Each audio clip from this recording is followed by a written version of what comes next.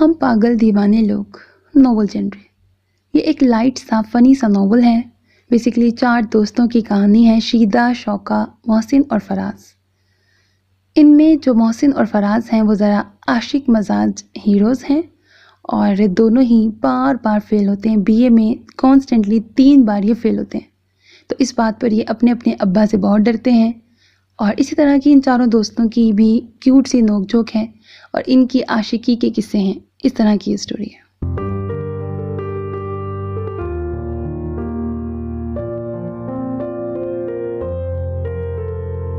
سلام میرے عزیز listeners, welcome back to your own channel Self Belief, which is specially made for novel lovers. Today is a complete novel named as ہم پاگل دیوانے لوگ by Bushra Gondal. So let's start it. میری دلدوز اور 100% غم میں ڈوبی ہوئی چیخ سن کر بہت سے لوگ صرف ایک لمحے کے لیے ہماری طرف متوجہ ہوئے تھے. او باؤ صاحب، کتنے کا پرائز باؤنڈ نکلا ہے؟ ہماری تو کئی بار لمبی رقمیں ڈوبی ہیں. قریب سے گزرتے ایک بدماش ٹائپ آدمی نے جو فلم سٹار شفقت چیمہ سے قدرے مشابہ تھا میرے کندھے پر ایک زوردار ہاتھ جما کر پوچھا. میں نے خون آشام نظروں سے گھور کر دیکھا مگر کچھ کہنے کا ارادہ ملتوی کر دیا کہ وہ ایک قریبی سٹور میں گھس چکا تھا.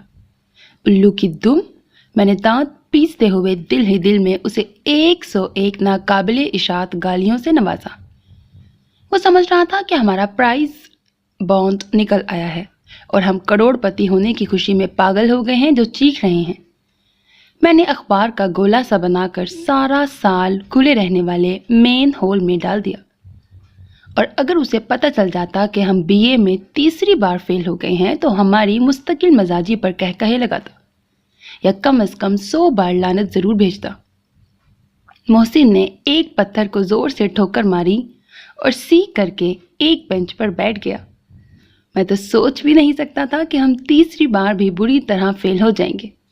میں نے رکت آمیز لہجے میں کہا تو وہ جل کر بولا، ہاں میں تو جیسے دن رات ہی سوچتا رہا ہوں نا. مجھے تو ابا گھر میں گھسنے ہی نہیں دیں گے. میں نے بینچ جھاڑ کر اس کے قریب بیٹھتے ہوئے کہا، اور میرے ابا تو جیسے مجھے پھولوں کا ہار پہنائیں گے اور میرے اس عظیم الشان کارنامے پر محلے میں مٹھائیوں کے ٹوکرے تقسیم ہوں گے. ہائے ابھی گزشتہ سال کا درد بھی ٹھیک نہیں ہوا، اس نے پشت سہلاتے ہوئے کہا. والد صاحب اس بار صرف چترول پر ہی اکتفا نہیں کریں گے بلکہ گولی مار کے قصہ ہی تمام کر دیں گے. میں تو سوچ رہا ہوں اب گھر کس منہ سے جائیں گے ہم؟ گھر کس منہ سے جاؤ گے غالب، شرم تم کو مگر نہیں آتی. میں نے روانی میں یہ شعر پڑھا تو محسن نے مجھے قہر آلود نگاہوں سے گھورا. چلو اٹھو، اب کیا سارا دن یہی بیٹھ کر سوگ منانے کا ارادہ ہے؟ میں نے اس کا ہاتھ پکڑ کر اٹھایا تو وہ بادل نخواستہ میرے ساتھ چلنے لگا. گو کہ میرا اپنا دل بھی دھاڑے مار مار کر رو رہا تھا مگر محسن کی رونی صورت دیکھ کر میری ہنسی چھوٹ گئی جسے میں نے بمشکل دانتوں تلے دبا لیا اور قدرے دکھی نظر آنے کی کوشش کرنے لگا. ہمارے بے اندازہ غم کو وہی شخص محسوس کر سکتا ہے جس نے مسلسل تیسری بار فیل ہونے کا ذائقہ چکھا ہو. عین اس وقت جب ہم بگلی گلی سے نکل کر اپنی گلی میں داخل ہوئے تو میرے قدم جیسے زمین نے پکڑ لیے.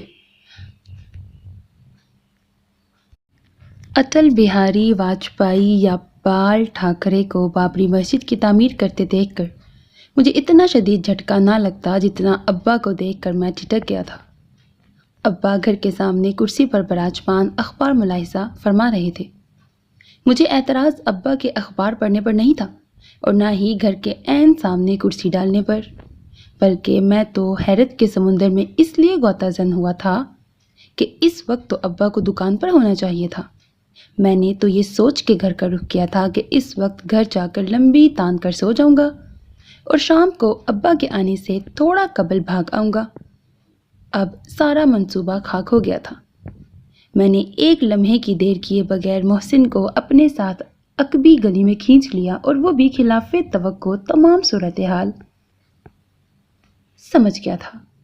ایک پل کی تاخیر کی صورت میں ابا کی نظر ہم پر پڑ سکتی تھی تو یقیناً ہمارے بلکہ میرے ہی منتظر تھے اور پھر ان کے ہاتھ لگ جانے پر میرا فوت ہو جانا بھی یقینی تھا۔ ایک لمحے کو تو مجھے ایسا لگا کہ ابا نے ہمیں دیکھ لیا ہو اور وہ کسی بھی لمحے مجھے دیوار کی اوٹ سے اچک لیں گے۔ بہرحال میں نے وقت ضائع کیے بغیر محسن کا ہاتھ تھام کر گلیوں میں دوڑنا شروع کر دیا اور پھر کچھ ہی دیر بعد ہم شیدہ ریسٹورنٹ میں آمنے سامنے کرسیوں پر گرنے کے سے انداز میں بیٹھے ہانپ رہے تھے۔ شکر ہے بال بچ گئے۔ میں نے سانس ہموار کرتے ہوئے بالوں میں انگلیاں پھیری۔ شیدہ میز پر ٹانگیں پھیلائے آنکھیں موندے کرسی پر براجمان تھا۔ ڈیک پر فل والیوم میں پڑوسی ملک کی موسیقی چل رہی تھی اور وہ بھی بدمست ہاتھی کی طرح جھوم رہا تھا۔ میں نے دل ہی دل میں اسے ایک موٹی سی گالی دی کہ ایک طرف تو وہ اس دشمن ملک کی ہر چیز کو فضول واہیات اور قابل نفرت گردانتا ہے اور دوسری طرف وہ انہی کی موسیقی سے روح کو حرام غذا فراہم کر رہا ہے۔ میں نے میز سے سٹین لیس سٹیل کا گلاس اٹھا کر اس کی طرف اچھال دیا جو اس کے سینے میں عین دل کے مقام پر لگا۔ اس نے فل فور جھومنا ترک کر دیا اور آنکھیں کھول کر جب ہمیں دیکھا تو ایسے اچھل پڑا جیسے ہم کسی اور ہی سیارے کی مخلوق ہوں۔ وہ مسکراتے ہوئے ہمارے قریب آ کر بیٹھ گیا۔ اس کی مسکراہٹ میں عجیب پر اسراریت تھی۔ بائی دا وے، یہ تم دونوں کی منحوس صورتوں پر 12 کیوں بج رہے ہیں؟ اگر تمہاری اس منحوس صورت کا ٹائم خراب ہو تو درست کر لو، محسن بھنا کر بولا۔ اس نے بلند کہا لگایا، کیا بات ہے؟ کہیں شوکے کی بھٹی میں تو نہیں گر گئے تھے؟ دونوں بڑے جلے بھنے ہوئے لگتے ہو۔ ہاں یاد آیا، شوکا تم دونوں کا پوچھ رہا تھا، کہہ رہا تھا مبارکباد دینی ہے۔ میں نے گھور کے اسے دیکھا، کیوں کیا ہوا ہے؟ محسن نے بھی میری طرف دیکھا۔ اس کا مطلب تھا ہمارے یہاں پہنچنے سے قبل ہمارے فیل ہونے کی خبر جنگل کی آگ کی طرح پھیل گئی ہے اور تمہارے والد صاحب بھی تمہیں ڈھونڈتے پھر رہے ہیں۔ اب وہ براہ راست مجھ سے مخاطب تھا۔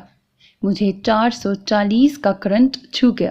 ابا کے ہاتھوں اپنے عبرتناک انجام کا بھیانک تصور میری نگاہوں میں گھوم رہا تھا۔ شیدہ دانتوں کی نمائش کرتے ہوئے کمینگی سے ہنسا۔ تم دونوں مجھ سے چھپا رہے ہو، جبکہ تمہاری روتی صورتوں پر واضح اور جلی حروف میں لکھا ہوا ہے کہ تم دونوں کے ساتھ وہی سانحہ رونما ہو چکا ہے جو گزشتہ 3 سالوں سے ہوتا آ رہا ہے۔ ہاں ہاں ہاں، اس نے بلند کہا لگایا۔ تمہیں کیسے پتا چلا؟ محسن نے گھبرا کر ہکلاتے ہوئے پوچھا تو میری ہنسی چھوٹ گئی۔ ایسی خبریں کوئی چھپی نہیں رہتی شہزادے۔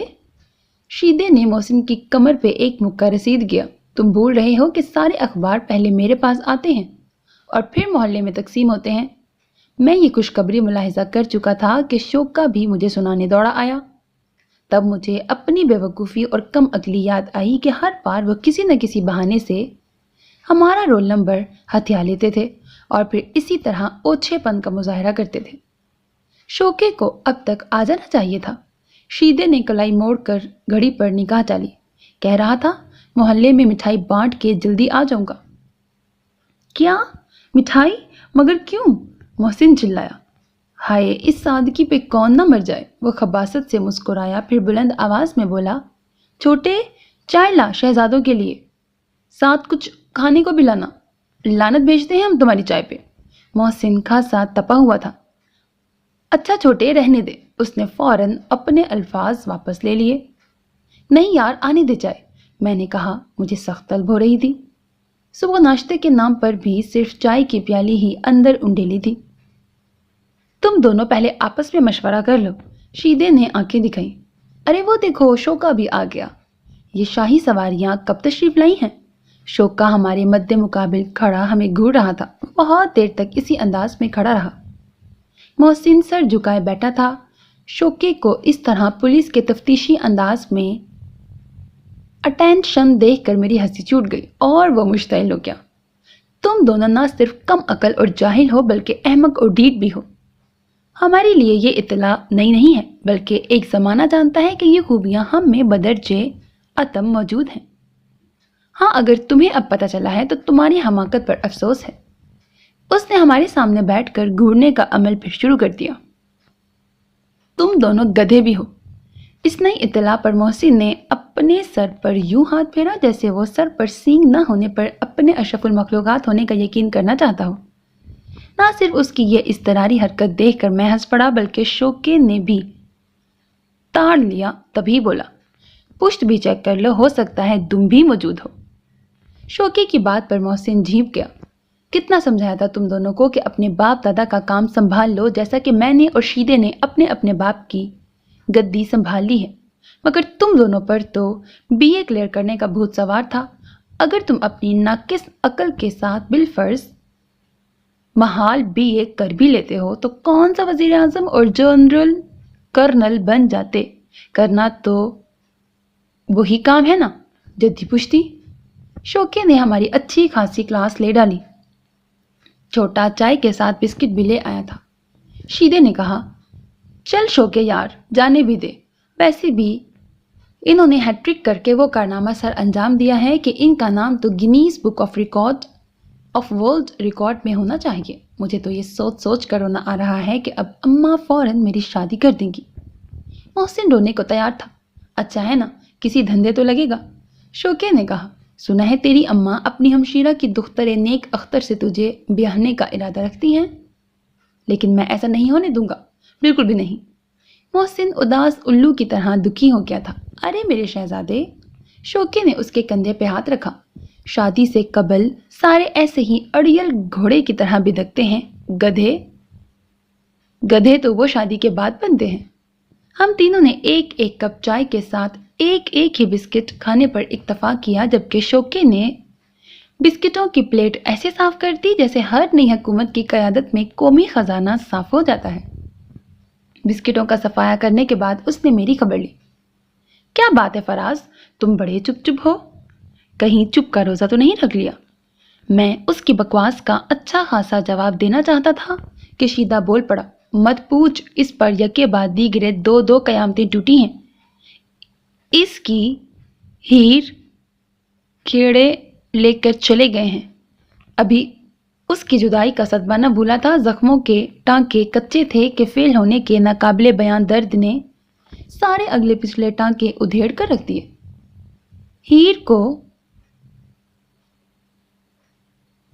ہیر تو کھیڑوں کی مانگ تھی، انہوں نے لے کے تو جانی تھی آخر، اور وہ چلی گئی ہے تو کیا ہوا؟ اس کی قائم مقام محبوبہ تو آج موجود ہے نا، وہ کیا نام ہے اس کا؟ جل پری۔ شیدہ فوراً بولا، کیسی ہے وہ؟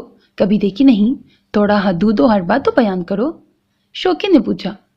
ہاں، کیا کہنے ہیں اس پری وش کے، یہ لمبے اور سیاہ دو منہ والی ناگن کے ایسے بال،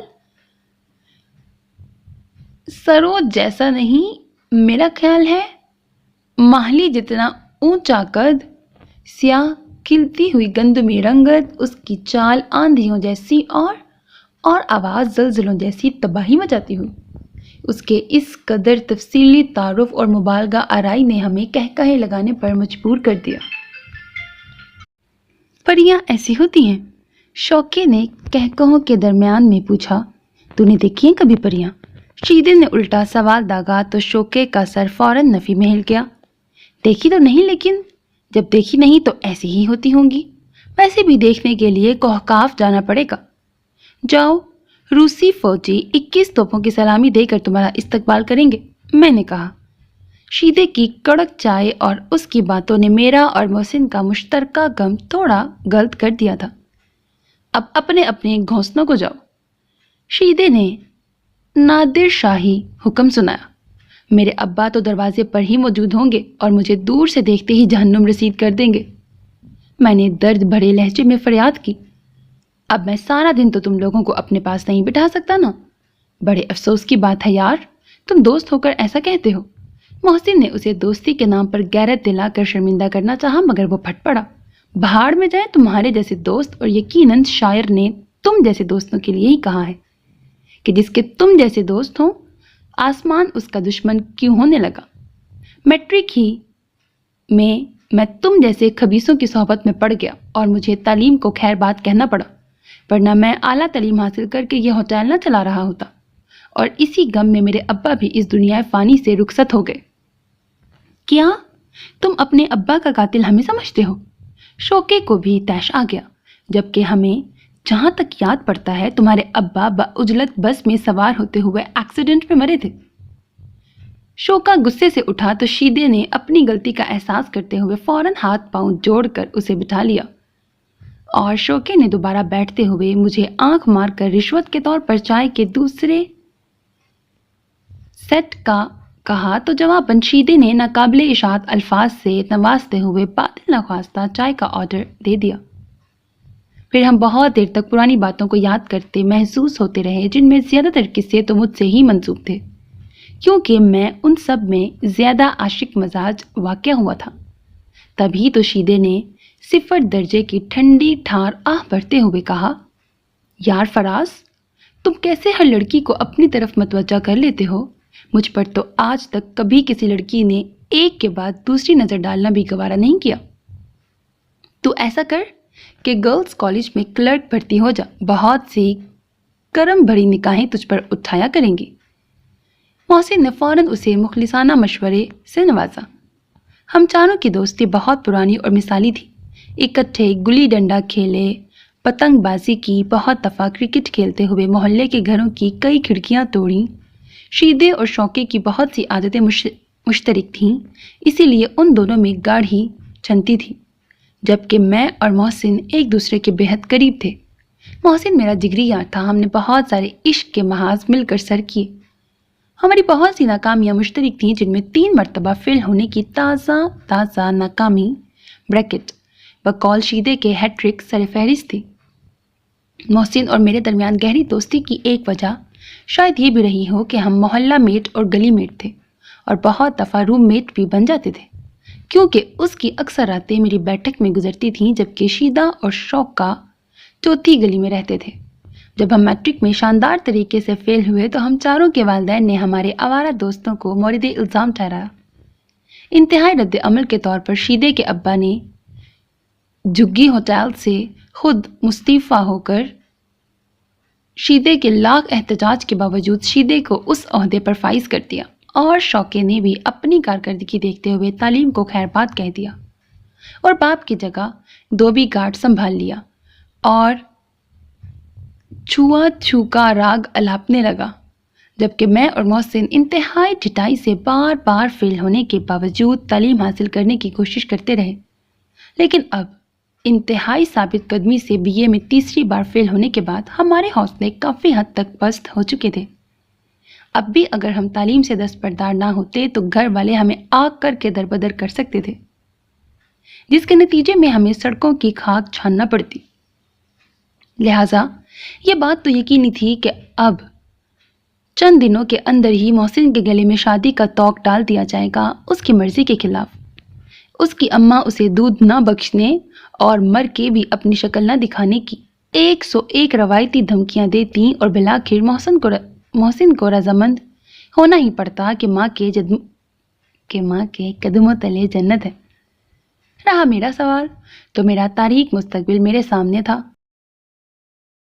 یہ تو طے تھا کہ میں ابا کی دکان پر بیٹھنا کسی صورت بھی قبول نہ کرتا، کیونکہ ایک تو میں اس کے اصرار و رموز سے قطعی ناواقف تھا، اور دوسرا مجھ میں دکاندارانہ صلاحیتیں مفقود تھیں، اور شیدے کے بقول مجھ میں صرف عشق کرنے کی صلاحیت بدرجہ عدم تھی۔ میں نے اور محسن نے اپنا پہلا عشق تو میٹرک کے زمانے میں ہی بھگتا لیا تھا، اور اسی عشق نامراد کی چوٹیں اب بھی کبھی کبھار درد کرنے لگتی تھی۔ اس روز اسکول سے واپسی پر بس سٹاپ پر اس مہجبی کو دیکھا تو ہم ہوش گم کر بیٹھے، اور پھر تو آنکھیں روز ہی اس منموہنی صورت کو دیکھنے کے لیے بے تاب رہنے لگی۔ دل ہمک ہمک کر معصوم بچے کی طرح اسے پانے کو مچلتا، اور پاگل آنکھیں بے اختیار اس کے گلابی تمتماتے چہروں پر ٹھہر جاتی۔ جب وہ بس میں سوار ہوتی تو ہمیں اس کی خوشبو اپنے سحر میں جکڑ لیتی، اور ہم گویا کسی تنویمی عمل کے زیر اثر کھڑے ہو کر رضاکاری کے تمام سابقہ ریکارڈ توڑتے ہوئے اس کے لیے سیٹ حاصل کرنے میں پیش رہتے۔ وہ فوراً قبول کر لیتی اور ہمارا دل احساس تشکر سے وہیں سجدہ ریز ہو جاتا۔ ہماری نگاہیں عقبی سیٹ پر براجمان اور کبھی خودکشی کے سے انداز میں لٹکے ہوئے شوکے اور شیدے پر جاتی، جو ہمیں کڑی نظروں سے گھور رہے ہوتے کہ ہمیں ہاتھ سے روکنے کی کوشش میں وہ جہنم واصل بھی ہو سکتے تھے۔ بس سے اترتے ہی وہ ہمیں بے شمار گالیوں سے نوازتے، جو ہم خندۂ پیشانی سے قبول کر لیتے۔ دن مارے باندھے اسی طرح گزر گئے۔ ہماری محبت سیٹ پیش کرنے سے آگے نہیں بڑھی۔ اب کے محسن کے بقول ابھی عشق کے امتحان اور بھی ہیں۔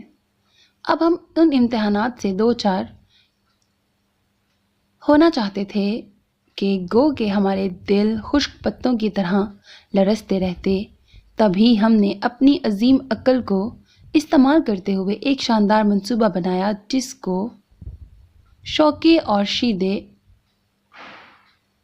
سن کر آگ بگولا ہو گئے اور ہمیں رام کرنے کی بہت کوشش کی، مگر محسن نے کہا، عشق پہ زور نہیں، یہ بے لگام ہوتا ہے، اس کی باغ کوئی سماج نہیں تھام سکتا۔ ہم نے اپنے عظیم منصوبے پر عمل کرتے ہوئے 1 ماہ کے میڈیکل سرٹیفکیٹ بنوا کر اسکول میں دیے، جس کی رو سے میں ٹائیفائڈ کا مریض تھا اور شدید و جدید قسم کے خسرے کا شکار محسن تھا، جو کلاس کے اسٹوڈنٹس کو لگ جانے کا خطرہ تھا۔ میرا تیار کردہ صاف ستھرا، بے داغ اور شاندار منصوبہ تھا، جسے محسن نے بے حد سراہا، لیکن شوکے اور شیدے نے ہمیں ہیڈ ماسٹر صاحب کو مطلع کر دینے کی تسلی بھی دی۔ بہرحال ہم صبح سویرے منہ اندھیرے لباس تبدیل کر کے اوس درجے کی خوشبو میں نہا کر دل میں اچھی امیدیں لیے ایک دوسرے کو سراہتے ہوئے اسکول کے ٹائم سے بہت پہلے کوئے یار پہنچ گئے، اور جب وہ دشمنی جاں اسی گیٹ سے نمودار ہوئی، ہمارے دل اس کے پاؤں میں بچھ گئے، اور یہ احساس ہی ہمارے خون کی گردش کو تیز کر گیا اور ہمارا کلیجہ فرط مسرت سے لبریز ہو گیا کہ اس نے پہلی نظر میں ہمیں پہچان لیا تھا۔ پھر ہم اس کے ساتھ خرامہ چلتے ہوئے بس پر سوار ہو گئے۔ یہاں کنڈکٹر سے ہماری دیرینہ دوستی کام آ گئی کہ اس حسن کی دیوی کو فوراً سیٹ دلوا دی اور خود سارا رستہ قریبی ڈنڈا تھام کر پوچھا لگاتے چلتے رہے۔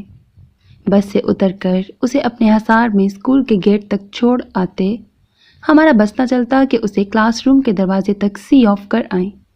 دن کا بقیہ حصہ وہیں اسکول کے گرد منڈلاتے رہتے، چھولے کھا لیتے یا اگر جیب اجازت دیتی تو ایک عدد ٹھنڈی بوتل نوش فرما کر چھٹی کی بیل کا انتظار کرتے، اور چھٹی ٹائم میں بھی اسی تقرین کے ساتھ گھر ڈراپ کرنے کی ذمہ داری بھی اٹھا لی۔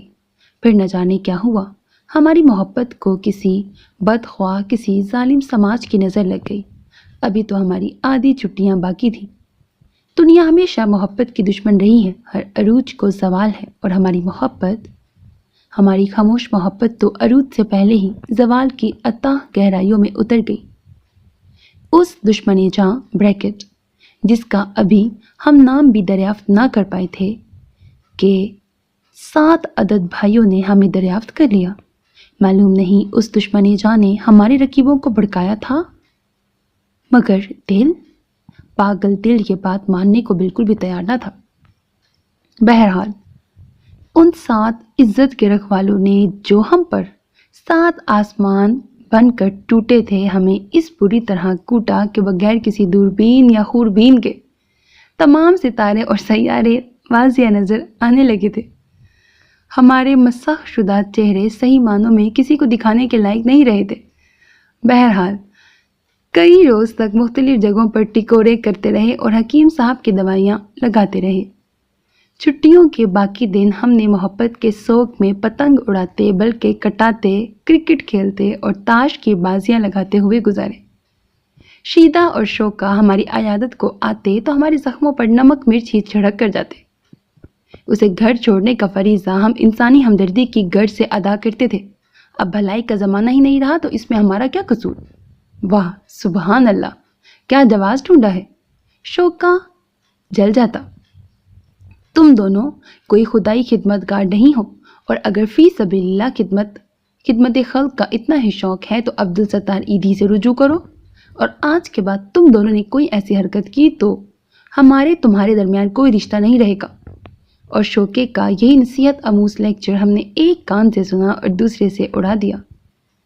میں نے اس عظیم سانحے کے بعد ابا سے سائیکل کی فرمائش کر دی کہ بسوں میں خواہ مخواہ پھڈا ہو جاتا ہے، اور ابا نے بھی میری نازک پوزیشن دیکھتے ہوئے میری فرمائش پوری کر دی. شیدے کے ہوٹل میں دوستوں کے ہمراہ پرانی باتوں کو یاد کر کے ہنستے ہوئے وقت بہت اچھا گزرا تھا. جب نشست برخاست ہوئی تو ہمارے دل مرغ بسمل کی طرح لرزنے لگے. شوکے نے جاتے ہوئے مروتاً بھی نہ کہا کہ آج کی یہ کٹھن اور بھاری رات میرے گھر پر گزار لو، کیونکہ کل تو ہمارے فیل ہونے کی خبر پورے محلے میں نشر ہو چکی ہوگی. ابھی شام ہونے میں 2 گھنٹے باقی تھے، اور وہ 2 گھنٹے ہم نے گلیوں میں مارچ پاسٹ کرتے ہوئے گزار دیے، گھر والوں کا سامنا کرنے کا سوچتے ہوئے کہ ہمارا 21 جوتوں کی سلامی سے استقبال ہوگا یا دور سے ہی گولی مار کے آخری آرام گاہ پہنچا دیا جائے گا. یہ 2 گھنٹے تو 2 صدیوں پر محیط ہو گئے. جان لیوا انتظار کے بعد جب مؤذن صاحب نے مغرب کی اذان شروع کی تو ہم گردنیں جھکائے اپنے اپنے گھروں کو چل دیے. محسن کا شاندار استقبال تو میں دیکھنے سے محروم رہا، البتہ میرا استقبال میری کارکردگی کے عین مطابق ہوا. جب میں نے دروازے کی اوٹ سے ذرا سا سر نکال کر اندرونی حالات کا جائزہ لینا چاہا تو کوئی سٹین لیس سٹیل کی چیز میرے دماغ پر ٹھا کر کے لگی. وہ تو بعد میں پتہ چلا کہ گلاس تھا، اور میں چولہے کے قریب بیٹھی ہوئی ماں کے نشانے کی داد دیے بغیر نہ رہ سکا. اتنا ڈائریکٹ نشانہ اگر پاکستانی کرکٹ ٹیم کا ہو جائے تو سارے ورلڈ ریکارڈز ہمارے ہو جائیں، مگر ہائے رے قسمت. اماں کو یقین ہوگا کہ ابا کے مسجد جاتے ہی میں گھر کا رخ کروں گا. اگلی بار میں نے سر کے ساتھ ساتھ منہ بھی نکالا تو اماں نے میری طرف پلیٹ اچھالی، جو کہ میں نے مہارت سے کیچ کر لی. اب میں اماں کے بالکل پاس پہنچ چکا تھا تو اماں نے پاس رکھا چمٹا اٹھا لیا، جو اگر میں بر وقت جھکائی دے کر خود کو بچا نہ لیتا تو یقیناً آلۂ قتل بن جاتا. ہاتھوں کے ساتھ ساتھ اماں کی زبان بھی کسی ماہر کی طرح فل کینچی کی طرح چل رہی تھی. میں نے اماں کے ہاتھ تھام لیے. اماں، تمہارے ہاتھ جب اتنے مضبوط ہیں تو ہاتھوں سے مارو نا، ہتھیاروں کی کیا ضرورت ہے. میری اس بدتمیزی پر اماں نے 2-4 ہاتھ میری کمر پر جڑ دیے. میں پھر بھی بدتمیزی سے باز نہ آیا. اماں، تمہارے خاندان کا ہٹلر سے ضرور کوئی نہ کوئی رشتہ ہوگا، ویسے تھانے والے اچھی تنخواہ پر رکھ لیتے ہیں. میری بات پر اماں کو ہنسی آ گئی تو مجھے کچھ حوصلہ ہوا. میں نے ان کے گلے میں باہیں ڈال دی. میری اچھی اماں، اس دفعہ معاف کر دیں، اگلی بار فیل نہیں ہوگا بلکہ ایگزام سے نہیں دوں گا. نہ رہے گا پاس، نہ بجے گی بانسری. میں نے اماں کے ہاتھ چوم لیے. اماں کا دل نرم ہو گیا. بس زیادہ چونچلے نہ دکھا. یہ بتا صبح سے کچھ کھایا بھی ہے؟ اماں، تمہاری قسم تمہاری جوتیوں کے سوا کچھ نہیں کھایا، میں نے دکھی لہجے میں کہا. ہائے میرا لال کتنا کمزور ہو گیا ہے، اماں نے جذباتی لہجے میں کہا اور جھٹ کھانا میرے سامنے رکھ دیا. اماں کی محبت بھی عجیب ہوتی ہے. میں دل میں سخت شرمندہ ہوا. ہمیشہ اپنی پیاری سی اماں سے سدھرنے کا وعدہ کرتا، آج تک جو وفا نہیں ہوا تھا. میں نے نہایت عجلت میں کھانا ختم کیا اور ابا کی آمد سے قبل ہی چھت پر چلا گیا. دیوار کے ساتھ بان کی خستہ حال چارپائی پر اوندھے لیٹ گیا. یہاں تک تو سب ٹھیک تھا، لیکن ابھی ابا کا سامنا کرنا باقی تھا، یعنی ابھی خطرہ ٹلا نہیں تھا. مجھے اس پوز میں لیٹے ابھی کچھ ہی دیر گزری تھی کہ اپنی پشت پر ایک چھوٹا سا پتھر آ لگا. میں ساکت لیٹا رہا. ایک اور پتھر میرے دائیں کان کی لو کو چھوتا ہوا نیچے گرا. میں ایک دم سی کر کے اٹھ بیٹھا۔ وہاں ایک ملگجے اندھیرے میں اپنی طرف کی دیوار پر کونیاں ٹکائے کھڑی تھی۔ غیر لڑکوں کو چھیڑتی ہو، میں تمہاری خالہ سے تمہاری شکایت کروں گا۔ تم غیر تھوڑی ہو۔ اس نے نگاہ شوق سے مجھے دیکھا۔ میں اٹھ کر اس کے قریب آ گیا۔ مجھے شیدے کے اس کے بارے میں کمنٹس یاد آ گئے۔ شیدے نے اسے دیکھے بغیر اس کی جو تصویر کشی کی تھی وہ اس کے بالکل متضاد تھی۔ اس کی بڑی بڑی آنکھیں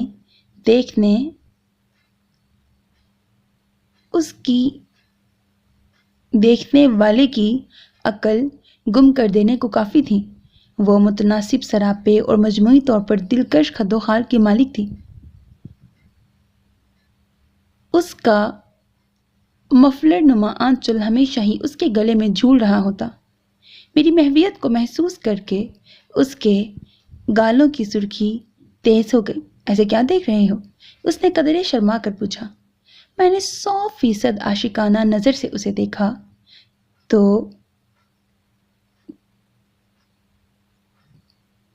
دن بدن سونی ہوتی جا رہی ہے۔ اگر کوہکاف کی پری بھی تجھے دیکھ لینا تو اپنا تمام غرور حسن تجھ پہ قربان کر دے۔ قسم سے میں تو تم سے لڑنے آئی تھی۔ اس کے انداز خاصے جارحانہ تھے۔ میں سمجھ گیا کہ وہ آج کی تازہ ترین خبر پر مجھ سے لڑنے آئی تھی، تبھی تو اسے باتوں میں الجھا دیا تھا میں نے۔ تمہارے منہ سے لڑائی کی باتیں اچھی نہیں لگتی، میں نے اپنا لہجہ بھرپور عاشقانہ بناتے ہوئے کہا۔ تم اس بار پھر فیل ہو گئے ہو فراز؟ اس نے یوں پوچھا جیسے وہ قطعی بے خبر ہو اس خبر سے۔ تم نے میرے لیے دعا جو نہیں کی تھی، میں پاس کیسے ہوتا؟ میں نے محبت سے شکوہ کیا۔ پاس کیسے ہوتے؟ تم محنت جو نہیں کرتے، ورنہ میرے دل سے پوچھو جو ہر وقت صرف تمہارے لیے دعائیں کرتا ہے۔ بس اب میں نے سوچ لیا ہے۔ کیا؟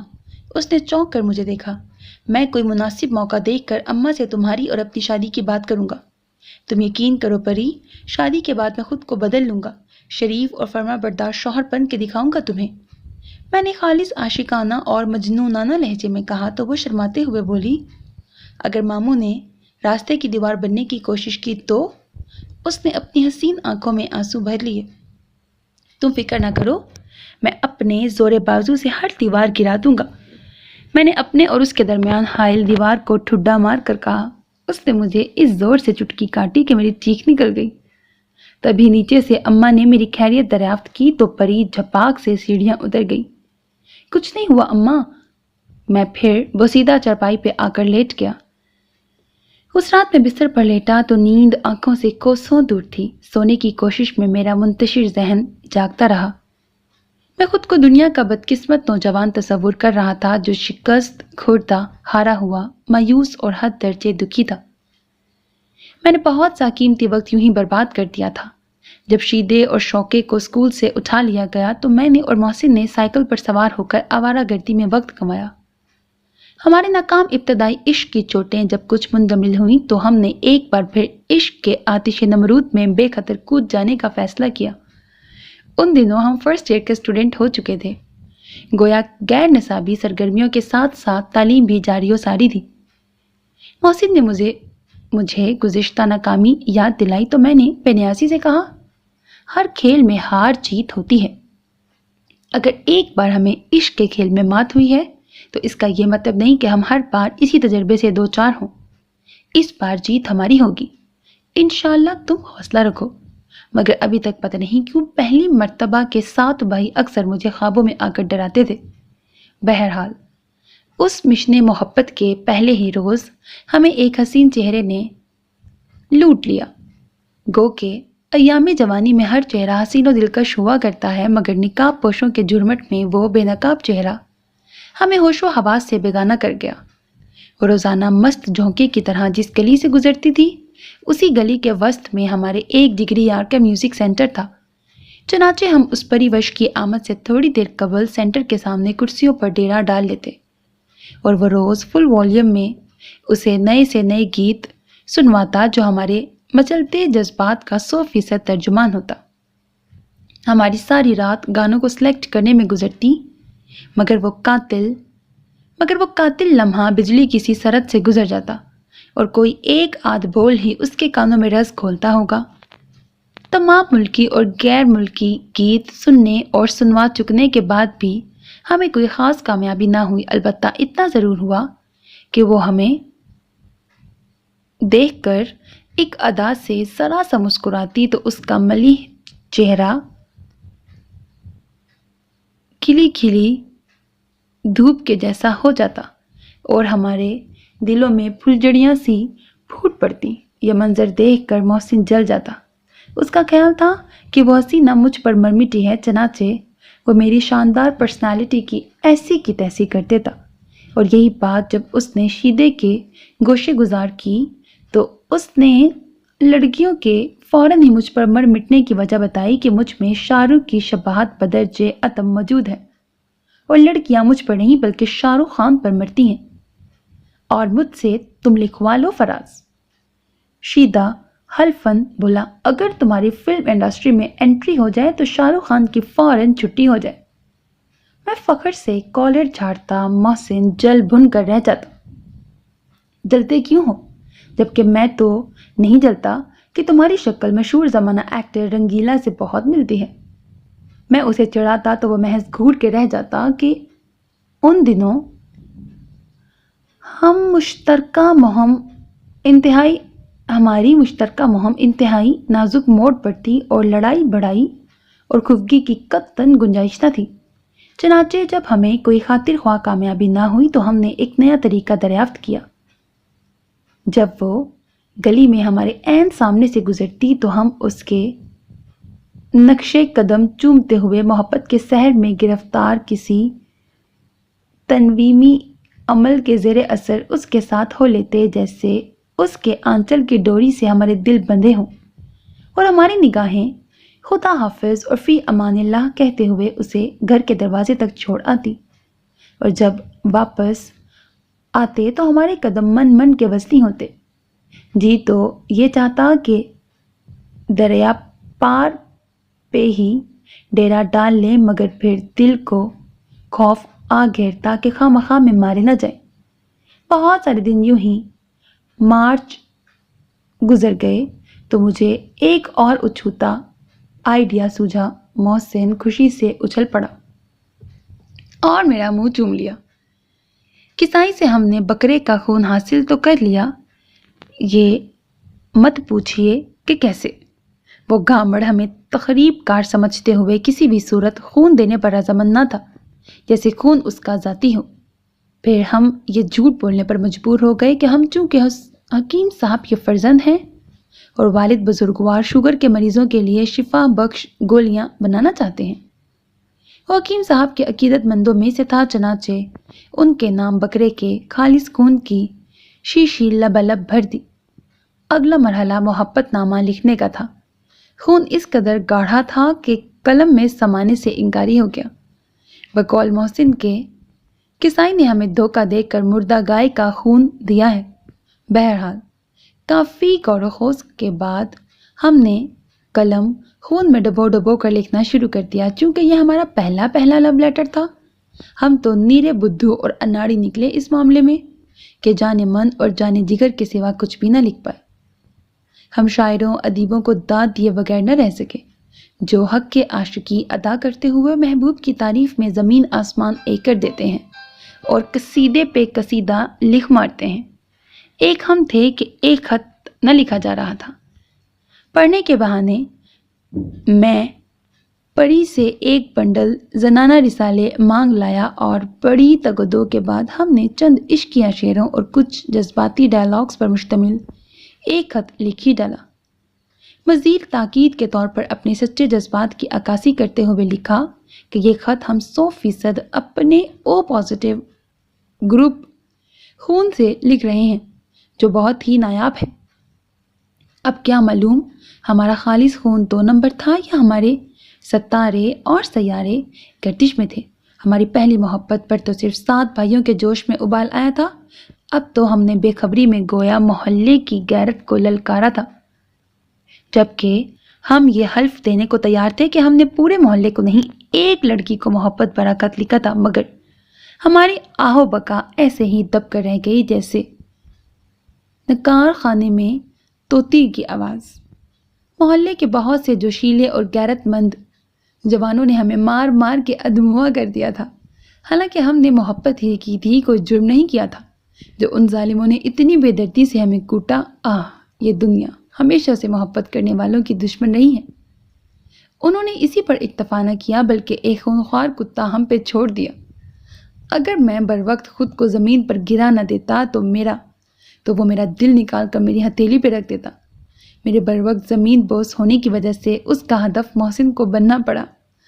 وہ فل والیوم میں چیخ رہا تھا اور کتے نے اس کی نئی نکوڑ پتلون کا پائنچا دانتوں میں دبا رکھا تھا۔ کسی بھلے مانس آدمی نے فوری طور پر ہماری اس ناگہانی آفت سے نجات دلائی، مگر محسن کے منہ سے نکلنے والی گالیوں کا فوارہ رکنے کا نام ہی نہیں لے رہا تھا۔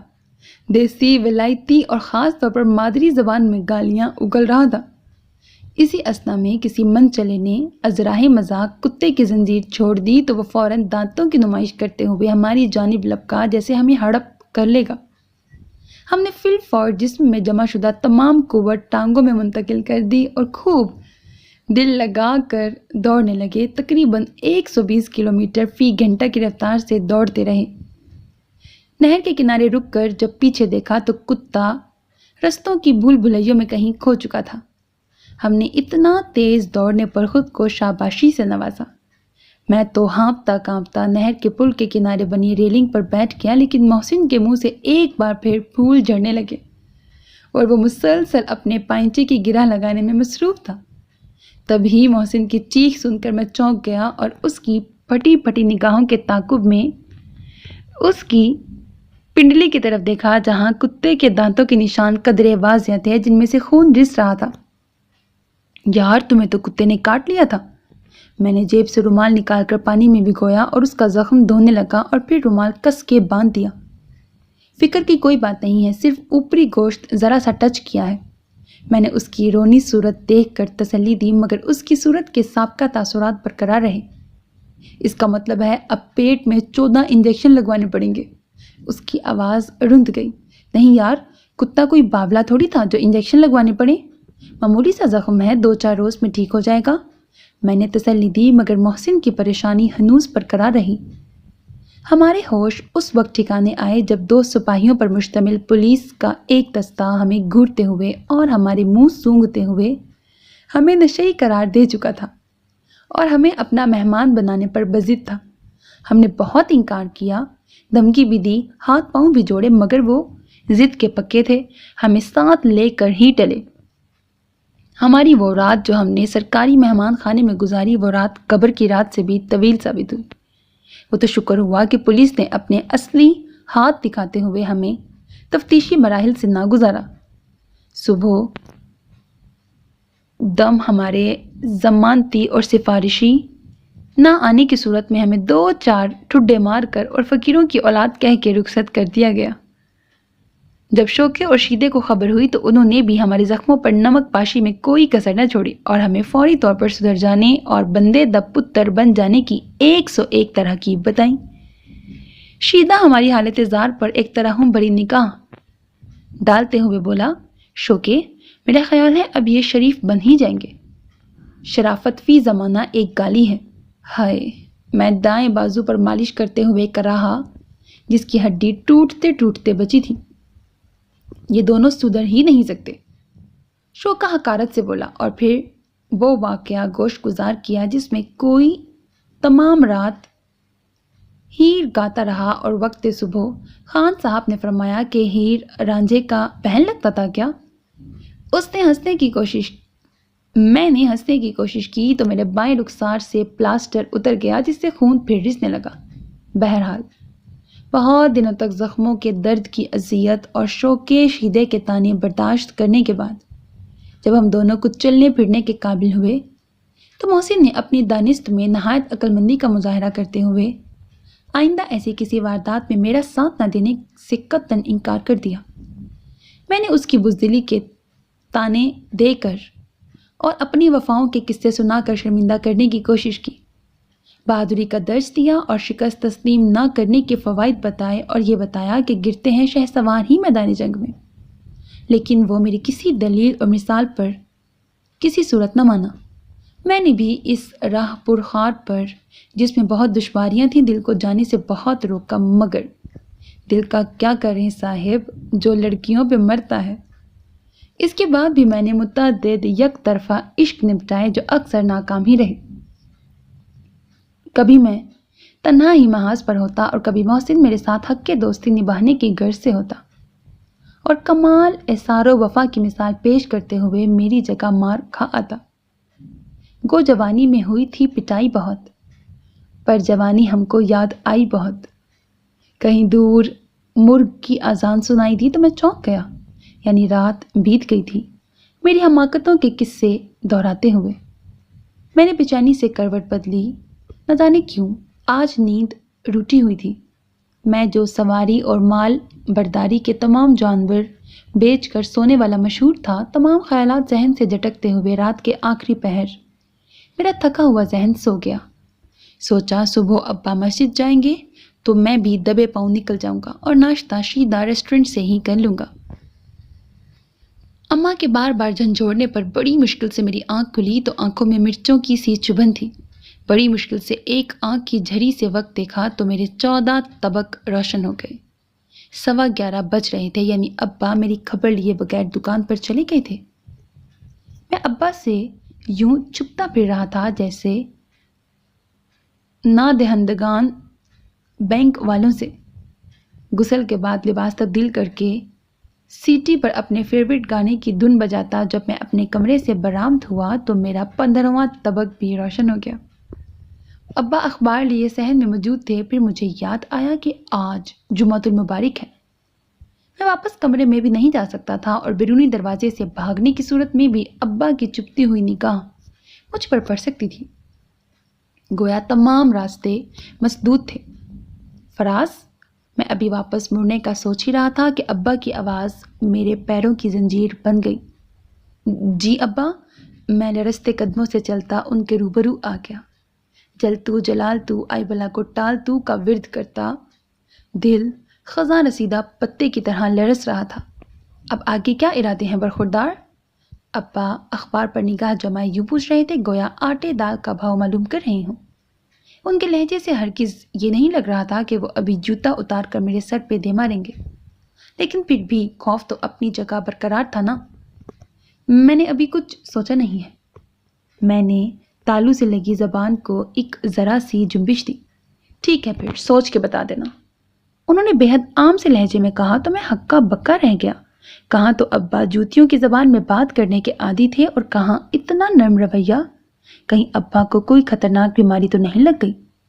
میرے ذہن کی رو پھر بہکنے لگی تو میں نے 3 بار لا حول ولا قوت کا ورد کیا۔ اس بار میں اور محسن کسی کو منہ نہ دکھانے کے محاورے پر کاربند رہتے ہوئے 3 دن گھر کے اندر نظر بند رہے۔ بہت دنوں سے محسن کی شادی خانہ بربادی کی خبر محلے میں گردش کرتی پھر رہی تھی۔ گویا پھر وہی ہوا جس کا ڈر تھا۔ آخر پرانی روایت کے مطابق جیت محسن کی اماں کی ہوئی۔ ہم نے بھی دوستی کے تقاضے کو مد نظر رکھتے ہوئے محسن سے بغل گیر ہو کے مبارکباد پیش کی تو اس نے بچپن کی رفاقت، بے لوث محبت اور اپنی قربانیوں کے کئی قصے دہراتے ہوئے ہمیں لعنت و ملامت کی کہ ہم نے بھی اسے اس ناگہانی مصیبت سے بچانے کے لیے کوئی عملی قدم نہیں اٹھایا، اور ہم نے بے حد سہولت سے اس کی اماں کی جوتی کا سائز بتاتے ہوئے اس کی مدد سے معذوری ظاہر کر دی۔ ہم تو یہی سوچ کے خوش ہو رہے ہیں کہ ہمارے جگری یار کی شادی ہو رہی ہے جس میں ہماری شمولیت باعث صدر افتخار قرار پائے گی۔ اس قدر ہمیں یہ تو خیال بھی نہ گزرا کہ شاندار شمولیت کے لیے شاندار سلامی کا ہونا بے حد ضروری ہے۔ اس رات چھت کے مخصوص پوائنٹ پر کھڑا بظاہر میں پری کا منتظر تھا، لیکن در حقیقت اسی درپیش مسئلے پر غور و فکر کر رہا تھا۔ جب گھڑی نے 11 بجنے کا اعلان کیا تو پری تمام تر حشر سامانیوں کے ساتھ سیڑھیوں سے نمودار ہوئی۔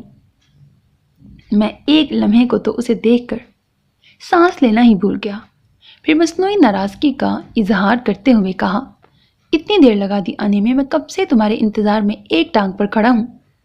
سوری کچھ دیر ہو گئی. اس نے کچھ اس ادا سے کہا کہ میں فوت ہوتے ہوتے بچا. کچھ نہیں بہت دیر ہو گئی ہے، میں نے گھڑی اس کے سامنے کرتے ہوئے کہا.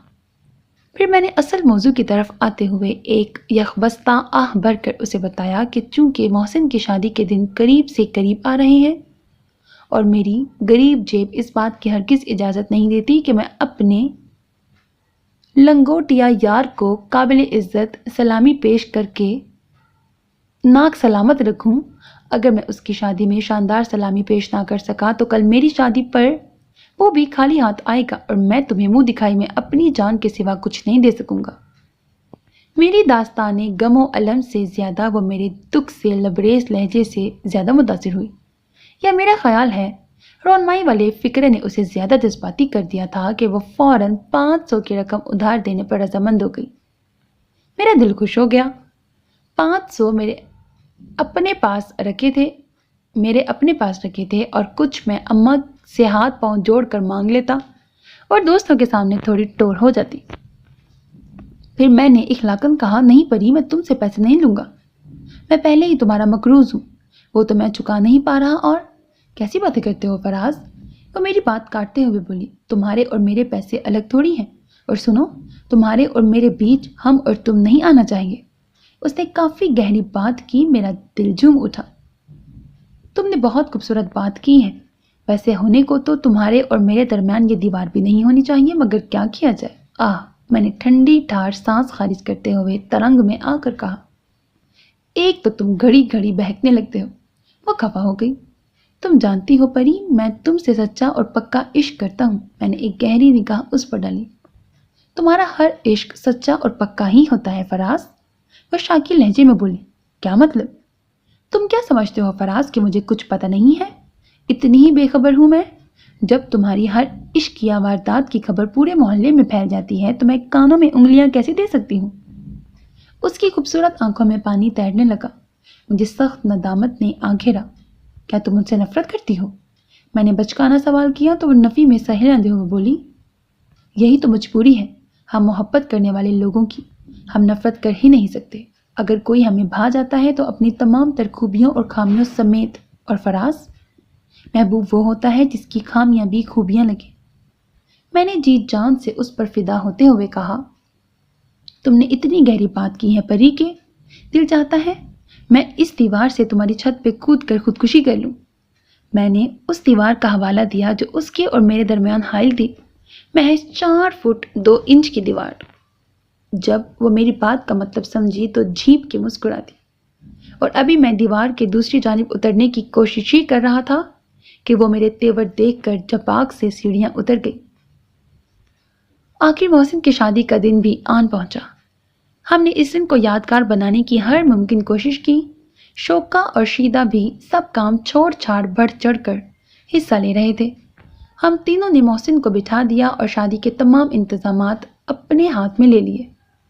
مہندی کے روز رت جگہ کر کے اسے یادگار اور شاندار بنا دیا. محسن ملگجے شکن آلود لباس میں شیف پڑھائے ہوئے کم زدہ اور اداس سی صورت بنائے 1980 کا رومانٹک ہیرو لگ رہا تھا. ہم نے گلوگیر لہجے میں اسے طفل تسلیاں دیں اور اس کے اچھے مستقبل کی دعائیں دیں. محسن کو سٹیج پر بٹھا کر سب دوستوں نے بھنگڑا ڈالا. اگلی نشستوں پر بہت سی پریاں اپنے اصلی چہرے چھپائے براجمان تھیں اور ان کے درمیان میں پری مجھے پرشوق نظروں سے دیکھ رہی تھی. بقول شیدے میں ایک بار پھر لڑکیوں کی ستائشی نگاہوں کا مرکز بن گیا تھا، لیکن محسن آج جلنے کی پوزیشن میں نہیں تھا.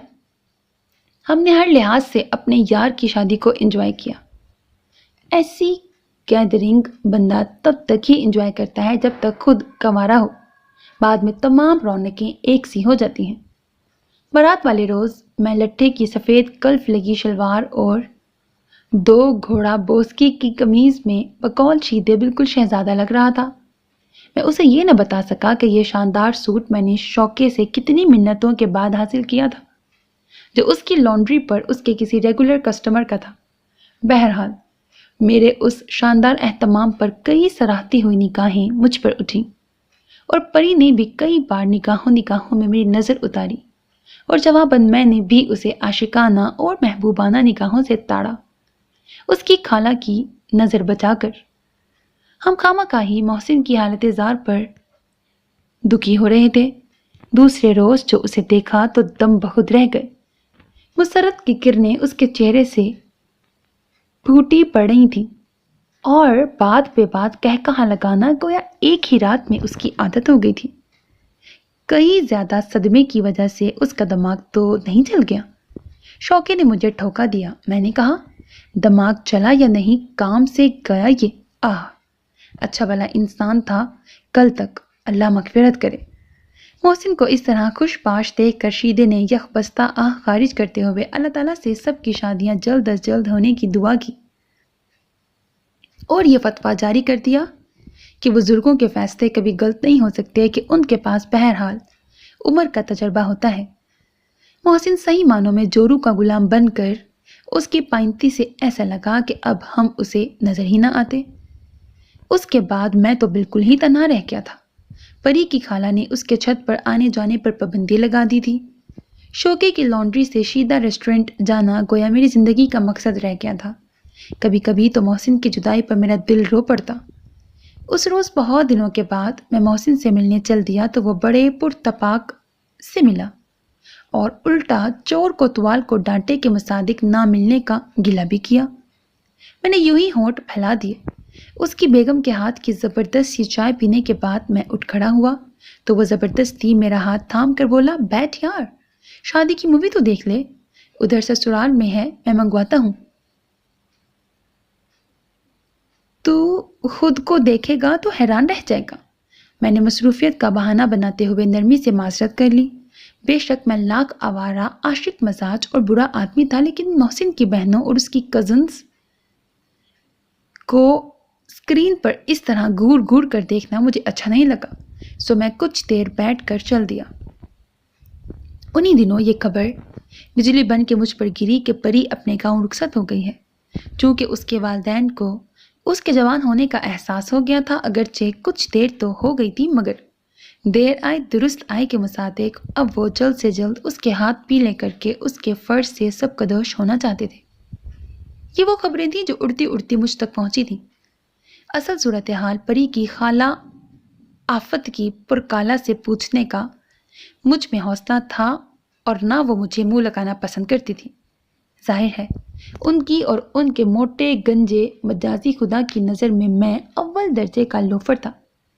उफ, जालिम ज़माने ने जुदा होते वक्त हमें एक मुलाकात का मौका भी ना दिया कि वक्ते रुखसत हम एक दूसरे से गले मिल के चंद आंसू ही बहा लेते और एक दूसरे को दिलासा देते और इंशाअल्लाह बफजले खुदा जिंदगी रही तो फिर मिलने के अहद पैमान करते। मगर ये ज़माना किसी को ज़रा भी खुशी नहीं दे सकता। मैंने परी के शर्मिंदा करने पर उस रोज़ के बाद लड़कियों पर एक निगाह गलत डालना भी खुद पर हराम कर लिया था। सो मेरी ज़िंदगी परी के बाद बेमायनी और बेरंग होकर रह गई थी। किसी ऐसे जज्बे से मगलूब होकर अपने इकबाल साहब फरमा गए कि वजूदे जन से है तसव्वुरे कायनात में रंग। तो मेरी जिंदगी के सारे रंग परी अपने आंचल में समेट ले गई थी।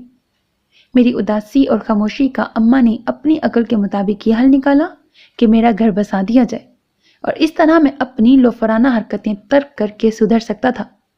गोया मुझसे सलाह मशवरा किए बगैर अम्मा मेरे हाथ में मेरे सुधरने का सर्टिफिकेट थमाना चाहती थी। मैंने अपने लुटने का माजरा औरों की ज़बानी सुना तो सर पीट लिया। अभी तो जी भर कर परी की जुदाई का शोक भी न मनाया था। मैंने अम्मा को उनकी मोहब्बत के वास्ते दिए घर छोड़ देने, छत से कूद जाने, नहर में छलांग लगाकर अम्मा को उनकी ममता से आंख और महरूम कर देने की 101 रवायती धमकियां दे डाली, मगर अम्मा ने फैसला ना बदलने की गोया कसम खा ली थी।